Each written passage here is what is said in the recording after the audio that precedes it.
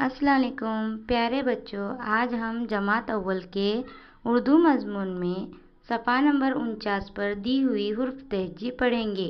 देखो, पढ़ो और लिखो। अ, ब, प, त, ट, स, ज, च, ह, ख, द, ड, ज़, र, ड़, ज़, ज़, स, श, स, ज़, त, ज़, अ, ग, फ, क,